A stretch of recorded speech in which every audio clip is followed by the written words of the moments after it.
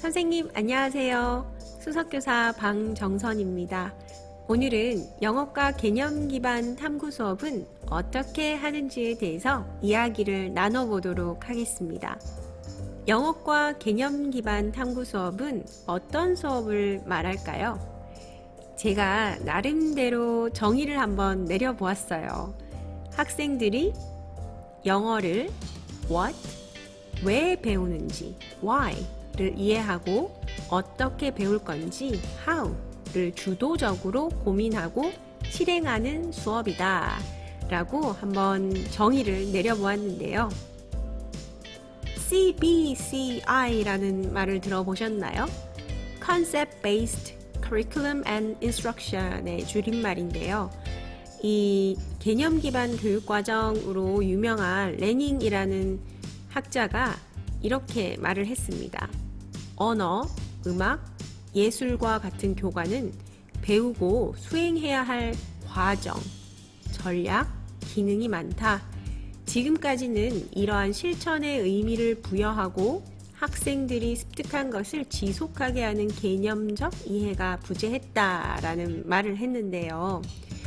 영어 과목이 특히 이 과정, 전략, 기능이 많습니다. 사실 저희가 수업 시간에 하는 대부분의 활동은 영어 듣기, 말하기, 읽기, 쓰기와 관련된 여러 가지 활동들을 하는 것이죠. 그런데 이런 활동으로만 그치는 수업은 사실 왜 이런 활동을 하는 것인지에 대한 개념적 이해가 부족할 수 있다는 점을 말하고 있어요. 그래서 개념 기반 수업, 즉 왜 우리가 이런 외국어를 배우는지에 대해서 학생과 교사가 아주 명시적으로 생각을 해보는 활동을 통해서 이 영어, 외국어, 시각 및 공연 예술, 음악과 같은 과정 교과, 우리 흔히 기능 교과라고도 하죠. 단순히 기능을 수행하는 것에서 한 단계 더 발전해서 그것을 하는 이유 및 방법에 대한 이해로 나아갈 수 있다라고 린 에릭슨과 로이스 레닝이 말을 하고 있습니다. 그렇다면 이 영어과 개념 기반 탐구 수업은 어떻게 해야 할까요? 너무 복잡하게 생각하시지 마시고요. 세 가지만 한번 기억해 봅시다. What, Why, How. 먼저 what은 무엇을 가르칠 것인가에 대한 고민입니다. 사실 우리 교사들은 이 부분은 크게 고민하지 않으셔도 돼요.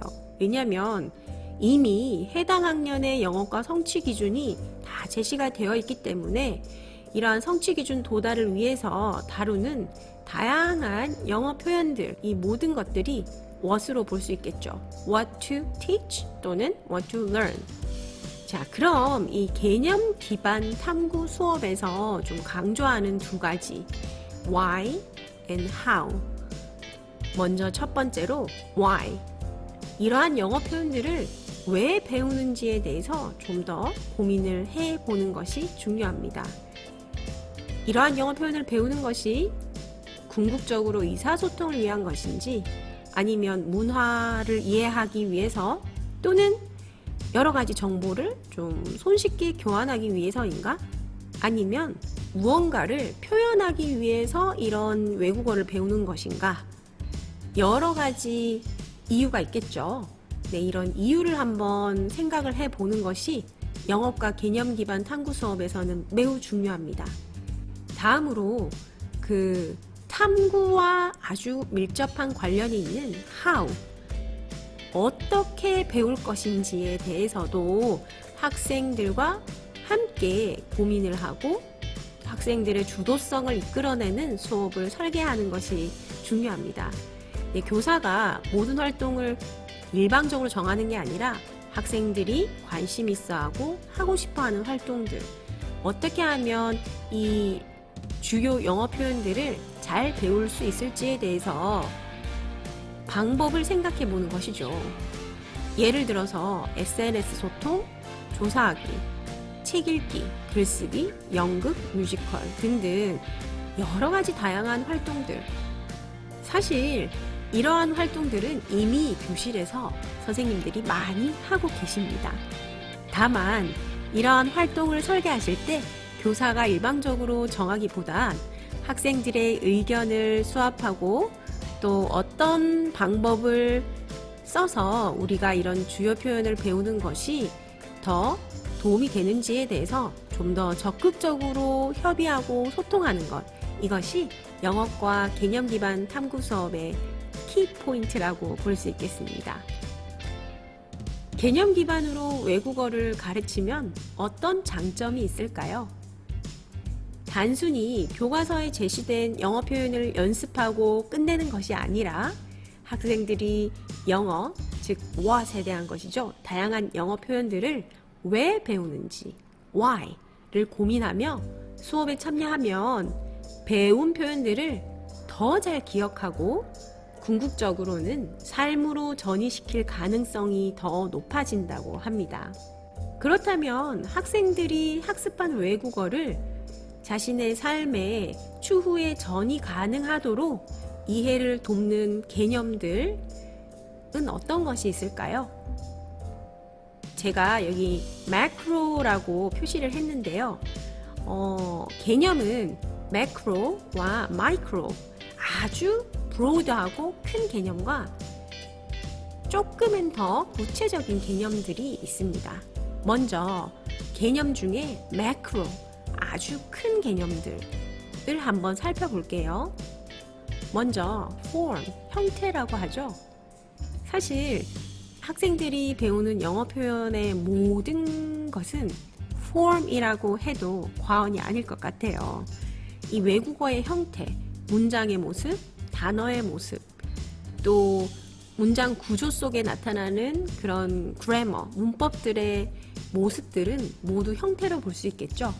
그래서 이 형태가 어떠한지, 우리가 배우는 이 영어라는 문자의 모양이 어떠한지, 이것을 매시간 살펴보고 있습니다. 또는 function, 네, 이 외국어가 어떻게 작동하는지, 어떻게 기능하는지 또 살펴볼 수 있고요. 또는 connection, 네, 연결이라는 개념도 이 외국어 수업에 끌어올 수 있겠죠. 우리가 공부하는 이 외국어가 세상과 어떻게 연결이 되어 있는지, 또는 사람들의 삶과 어떠한 연결이 있는지. change, 변화라는 개념은 외국어 수업에서 어떤 역할을 할까요? 예를 들어서 요즘 쓰는 여러 가지 영어 표현들, 그리고 예전에 썼던 여러 가지 영어 표현들을 수업 시간에 다룬다면 아마 학생과 선생님들은 이 변화라는 개념적 렌즈로 수업을 좀 더 심도 있게 이끌어낼 수 있을 것 같습니다.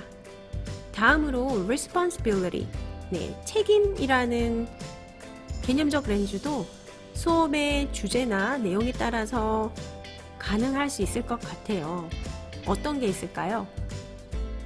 예를 들어서 학생들이 배우는 어떤 특정 영어 표현들이 알맞은 상황에 쓰여야 한다는 것, 이러한 외국어를 쓸 때 학생들이 가져야 할 책임은 어떤 것이 있는가, 이런 것을 다루게 된다면 responsibility, 책임이라는 개념도 영어 수업에 끌어올 수 있겠죠. 다음으로 perspective, 네, 관점이라는 개념도 영어 수업 시간에 끌어올 수 있을 것 같아요. 예를 들어서 영어라는 언어에 대한 관점들, 사람들의 시선, 사람들의 의견, 이런 것들에 대해서도 이야기를 나눠볼 수 있을 것 같습니다. 지금까지 제가 예시로 알려드린 form, 형태, function, 기능, connection, 연결, change, 변화, responsibility, 책임 또는 perspective, 네, 관점, 이러한 개념은 IB, PYP 교육에서 핵심 개념이라고 불리는 것들입니다. 사실 한 가지가 더 있는데요. causation이라고 원인 또는 인과라는 개념이 있는데, 제가 실제로 수업을 해보니 이 외국어 수업에서는 causation을 개념적 렌즈로 끌고 오기에는 살짝 무리가 있는 것 같더라고요. 그래서 가장 많이 쓸 수 있는 핵심 개념 중에 이 6가지를 소개해 드렸고요. 그리고 그 외에도 외국어 수업에서는 개념적으로 접근을 할 때 커뮤니케이션, 네, 의사소통. 결국은 학생들이 의사소통을 하기 위해서 영어 표현을 배우는 것이기 때문에 이 의사소통이 그 학습의 이유가 되는 경우가 상당히 많겠죠. 그래서 커뮤니케이션도 가능하겠고요. culture, 내 문화를 이해하기 위해서 또는 global interactions, 네, 이러한 것들이 결국은 또 영어 수업을 하는 궁극적인 이유가 될 수 있겠고, 또는 relationships, 네, 상황에 따라서는 이런 관계라는 것을 다룰 수도 있겠습니다. 또는 expression, 네, 학생들이 만약 자신을 제2외국어로 어떠한 방식으로 표현을 하고 싶다면 당연히 영어를 배우는 것이 급선무겠죠. 그래서 expression과 같이 여러 가지 다양한 그 개념들이 궁극적으로 학생들이 영어 또는 외국어를 배우는 이유를 떠올리게 할 수 있는 가이드라인이 될 수 있을 것 같습니다. 그렇다면 외국어의 전이가 가능하도록 이해를 돕는 개념 중에 조금 더 작은 범위의 개념들, 마이크로 컨셉이라고 합니다. 그런 개념들은 어떤 게 있을까요? 네, 먼저 수업 시간에 다루는 영어 표현과 관련해서 시제와 관련한 동사 형태라던가 구조, 의미, 사용, 맥락, 조합, 종속. 의미 관련해서는 의미의 형태, 사용, 기능, 문자적 의미, 함축적 의미, 함축 등등등, 통사 관련, 의문 관련, 그리고 담화 관련, 기호 관련, 텍스트 관련 등등 언어와 관련된 여러 가지 개념들 중에서 아주 구체적인 것들, 보시다시피 마이크로 컨셉은 그 범위가 매우 구체적이고 좁죠. 이러한 영어 또는 외국어 수업과 관련된 개념들이 결국은 학생들이 어느 특정 영어 표현을 왜 배우는지에 대한 가이드라인을 제시해 줄 수 있을 것 같습니다. 이번에는 영어과 개념 기반 탐구학습을 어떻게 실천했는지 사례를 소개해 드리도록 하겠습니다. 개념 기반 탐구 수업을 계획할 때 3가지 중요한 사항 기억하시죠? What, Why, How. 먼저 3학년 사례를 소개해 드리겠습니다. What, 무엇을 가르칠 것인가? 3학년이 되면 제일 먼저 학생들은 알파벳을 배우게 되죠. 그래서 초등학교 3학년 영어과 성취 기준 도달을 위한 다양한 영어 표현 중에서 알파벳을 다루도록 합니다. 그런 다음 Why, 학생들이 알파벳을 왜 배우는지에 대해서 교사와 학생이 함께 고민을 해봅니다. 궁극적으로 교사는 학생들이 문자라는 것이 사람들의 의사소통을 도와주는 체계라는 것을 이해를 하도록 이끌어줍니다. 다음으로 How, 어떻게 배울 건지. 먼저 3월에 학생들에게 영어 시간에 배우고 싶은 게 무엇이냐라고 물어봤더니 대부분의 학생들이 알파벳을 배우고 싶다고 이야기를 했어요. 당연히 3학년이 되면 알파벳을 배워야 하니까 알파벳을 익히는 것이 아니라 이러한 알파벳을 왜 공부해야 되는지에 대해서 학생들과 이야기를 나누면 좋습니다.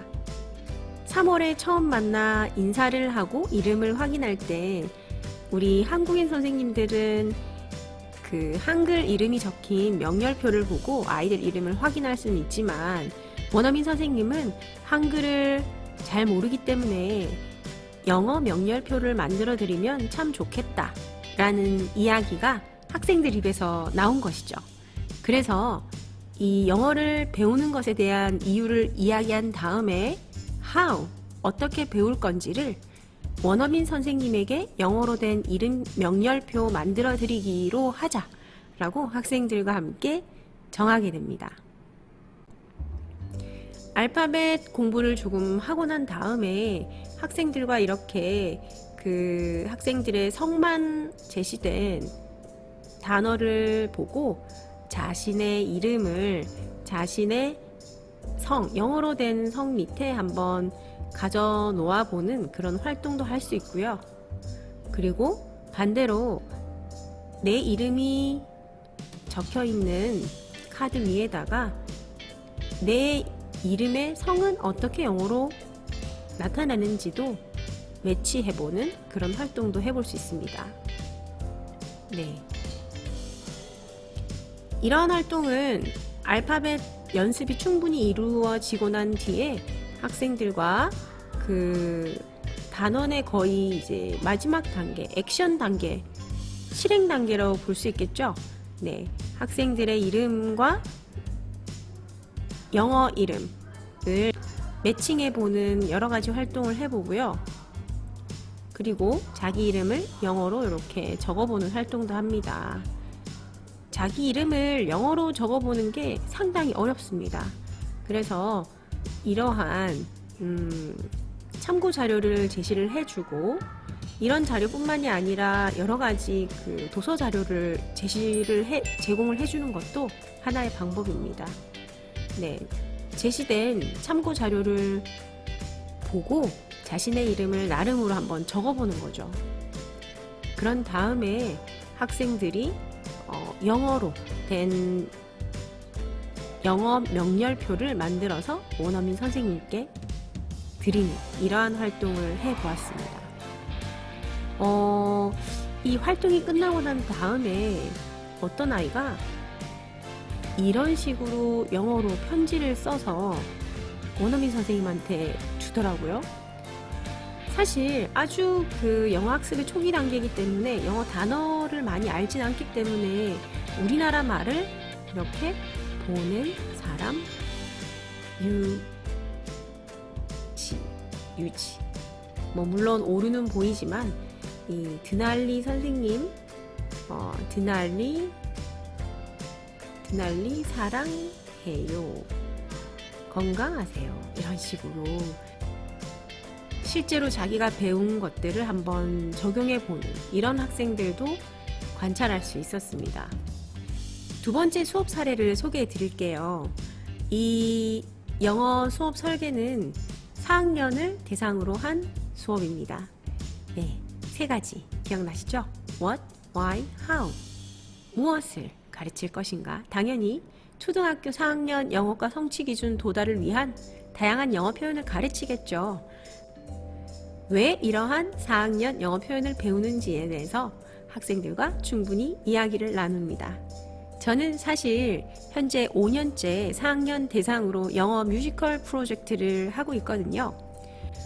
사실 학생들이 교실 밖을 나가면 교실 속에서 배운 영어 표현을 실제로 사용할 기회가 흔치 않습니다. 그래서 표현을 개념적 렌즈로 이끌어와서 이 영어라는 언어를 이용해서 뮤지컬 속에서 자신을 언어적, 비언어적으로 한번 표현해 본다. 그리고 이러한 표현 방식에 대해서 학생들이 좀 더 이해를 했으면 바람으로 왜 배우는지에 대한 이유를 행위예술, 뮤지컬도 행위예술의 하나죠. 행위예술을 통해서 사람들이 언어적 또는 비언어적으로 자신을 이렇게 다양하게 표현할 수 있다는 것을 이해했으면 하는 마음으로 뮤지컬 프로젝트를 계획했습니다. 당연히 how, 어떻게 이 자신을 언어적, 비언어적으로 표현할 것인가는 영어 뮤지컬 공연을 통해서겠죠. 이 영어 뮤지컬 공연을 준비하는 과정이 4학년 영어 주요 표현을 배우는 과정입니다. 실제로 교과서 단원별로 가르치다 보면 그냥 교과서에 있는 여러 영어 표현을 익히고 끝나는 것으로 마무리가 되기가 쉽잖아요. 그래서 저는 4학년에 있는 여러 가지 영어 단원에 나오는 표현들을 살펴보고 한 단원이 한 장면이 되도록 이야기가 이어질 수 있도록 이렇게 재구성을 한 다음에 학생들이 배운 표현으로 뮤지컬 공연 속에서 자신의 언어적, 학생들이 배운 영어 표현들이 되겠죠. 언어적 또는 비언어적, 몸짓 또는 노래, 그리고 실감나는 연기 등을 통해 자신을 한번 표현해 보도록 하였습니다.